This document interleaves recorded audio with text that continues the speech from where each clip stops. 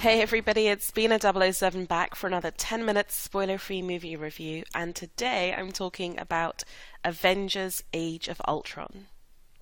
This is the latest movie in the incredibly complex Marvel Cinematic Universe, and it is Joss Whedon of Buffy the Vampire Slayer fame back to direct the follow-up to the original Avengers Assemble movie. It's hard to state just what a tough task Joss Whedon has. He has to create a film and write a script which contains so many superheroes, so many characters whose backstories we are engaged in, and then he has to balance all that with the fact that they tie into their own standalone movies, and there's this whole kind of set of spinning plates that he has to keep in the air. And throughout all this, he knows he has to give us major action set pieces that defy everything that we've seen before, but he also still has to give us the heart and the entertainment that keeps us hooked on these movies. Do I think that Joss Whedon has succeeded in this film? I think he really has. It's not a film that I enjoyed as much as Avengers Assemble, but then to me that was really the high watermark. I just found some of the action set pieces that have to go big or go home slightly tedious. But this is kind of something that I bring to these movies. I don't want to criticize them overly on that aspect.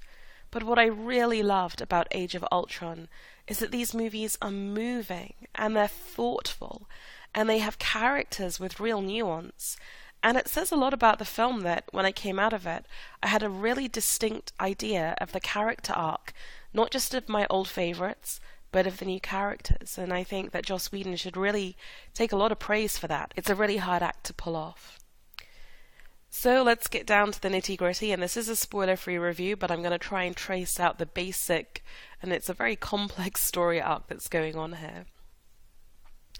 We have a kind of prequel sequence in which we're in a made-up Eastern European country called Sokovia, and some of the key Avengers, led by Iron Man, Tony Stark, have discovered a Hydra outpost, and it's run by this evil Nazi scientist, as it always is, called Wolfgang von Strucker, who's played by the wonderful Thomas Kretschmann, and he's been experimenting on humans using the MacGuffin of the piece. So the MacGuffin of the story is Loki's scepter, and he's managed to kind of, manipulate, enhance two twins called Pietro and Wanda Maximoff, who are played by Aaron Taylor-Johnson, who you'll know from the Kick-Ass films, and Elizabeth Olsen, who you'll know from Godzilla probably.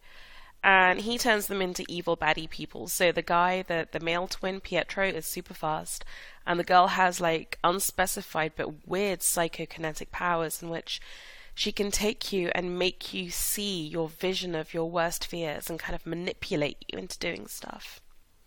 So anyways, Iron Man, aka Tony Stark, gets Loki's scepter and takes it back to the Avengers HQ, and they have 3 days to get as much data and scientific knowledge out of the scepter that they can before Thor's going to take it back to his home world. And so, really, this is kind of Act 1. This is where it starts going crazy balls. Tony Stark decides that he is going to use the knowledge of the scepter to create this insane artificial intelligence. He already has his kind of friendly AI called Jarvis, voiced by Bettany, who sort of, helps him run Stark Enterprises and Avengers HQ, I guess. But now that he has this power, this kind of crazy power that's in Loki's scepter, he can create the ultimate AI. What he wants to do with that artificial intelligence is kind of end war. He wants to make a world where the Avengers can retire and go home because Earth is wrapped in this wonderful kind of defensive shield created by this AI. And of course, it just goes horribly wrong, right? Because artificial intelligence always goes well in films. So what he does is, he creates this thing called Ultron, which is voiced by James Spader, and oh my god, that's just like the ultimate best casting choice ever in any Marvel movie, because James Spader is slippery and charming and evil and strangely sane and convincing at the same time. It's such a good performance, and what I love about it is it's capturing everything that started off with Andy Serkis in Lord of the Rings. It's the voice, it's performance capture. It just feels so real.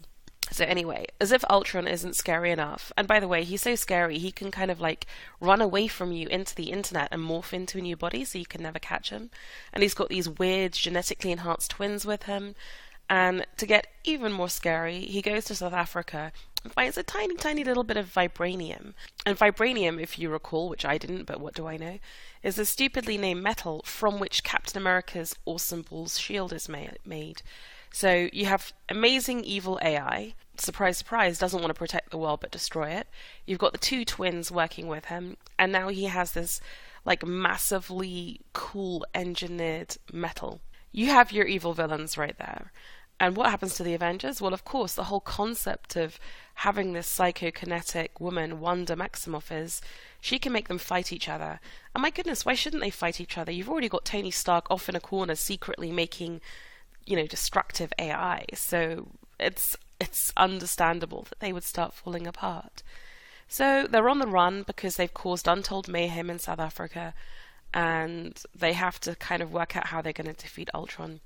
And part of that is maybe going to be to do with getting together again with Nick Fury, and part of it is also going to do with maybe kind of using Jarvis. But I'll leave it at that because I think you need to kind of discover the characters that this film brings to you all on your own. Perhaps the best way to discuss some of what is really awesome and cool about this film is to talk about some of the character arcs of the people in it. So, of course, Iron Man, Tony Stark, played by Robert Downey Jr., is always at the center, and I think it's lovely how he gets really dark in this film. He's always been this kind of wisecracking, quite narcissistic, sort of like super clever, super rich playboy guy. And in this film, you kind of see the logical conclusion of that narcissism, which is to believe that he can save the world, and that he doesn't have time for a committee. He doesn't have time to explain himself to the other Avengers. And I think that's kind of dark and interesting. And we don't really see him face the consequences of that in this movie because he's too busy clearing up the mess he's created. I'd love to see how that plays out in the next film. I really liked the character of the Hulk, Mark Ruffalo as Bruce Banner in this film. I love the idea of this guy struggling to contain the green craziness and so conscious of not unleashing that around civilians and not letting himself be in love with Scarlett Johansson's Natasha Romanoff, like not allowing himself that closeness. It's so tragic and so beautiful, and it's another reason why I think this film is so emotional, and that is centered absolutely in Mark Ruffalo's performance. And actually there's a scene where Scarlett Johansson, because of the psychokinetic twin who's making these guys relive their worst nightmares, you get a lot of backstory for Natasha Romanoff.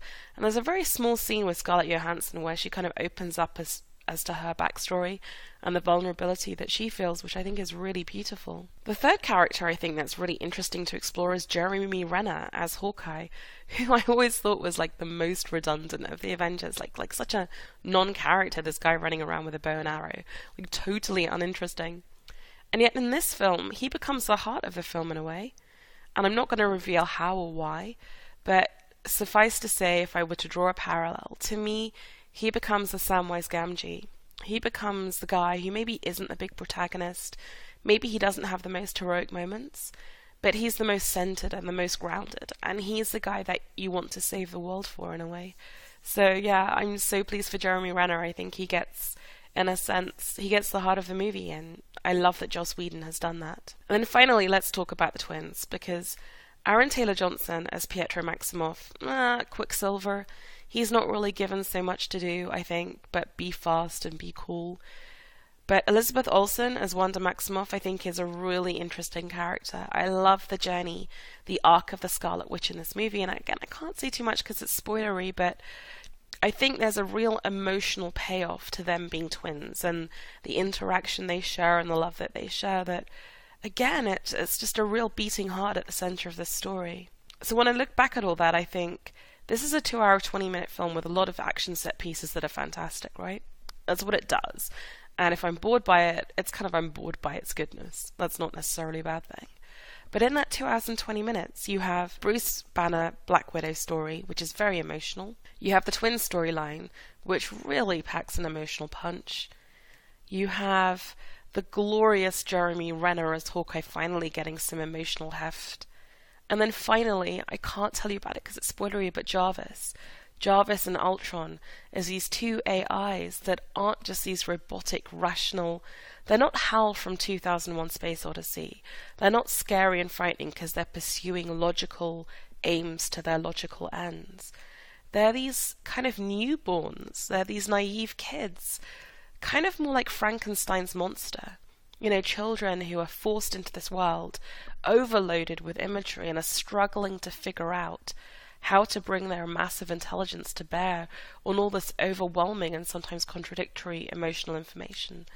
And I love that. I love Jarvis and Ultron as reflections of each other and reflections on the world that's created them. Hopefully that's teased you with enough information that you think this is going to be an interesting movie to watch. So overall, as you can probably tell from my voice, from the amount of information I'm trying to pack in here, I think Age of Ultron's an amazing film. So if you've seen Avengers Age of Ultron, and I'm sure every one of you is going to regardless of the reviews, I'd love to hear what you think of it and whether you think I'm overdoing it a little bit. You can comment on the blog at b007.com. You can tweet me at b007. But in the meantime, thank you very much for listening. Marvel's Avengers Age of Ultron has a running time of 141 minutes and is rated PG-13. Okay, so hold on to your hats. Hat hold. I'm going to run through the release dates really super quickly. The movie is already on release in Belgium, Switzerland, Finland, France, Indonesia, Italy, Netherlands, Norway, Philippines, Sweden, Taiwan, Albania, Argentina, Austria, Australia, Azerbaijan, Brazil, Belarus, Chile, Germany, Denmark, the UK, Georgia, Hong Kong, Ireland, Israel, Iceland, South Korea, Kazakhstan, New Zealand, Russia, Singapore, Ukraine, Bulgaria, India, Vietnam, South Africa. The movie goes on release on April 29th in Egypt, Spain, Kuwait, and Trinidad and Tobago. The movie goes on release on April 30th, which is next Thursday, in the United Arab Emirates, Bosnia and Herzegovina, Chile, Czech Republic, Ecuador, Greece, Croatia, Iraq, the Republic of Macedonia, Mexico, Malaysia, Peru, Portugal, Serbia, Saudi Arabia, Slovakia, and Thailand. And then on May the 1st, which is next Friday, the movie goes on release in the USA, but also in Bangladesh, Bahamas, Canada, Colombia, Cyprus, Estonia, Ethiopia, Cambodia, Lithuania, Pakistan, Romania, Turkey, and Venezuela. And then finally, the movie rolls into Hungary and Poland on May 7th, China on May 12th, and finally into Japan on July 4th. So, thank you for listening.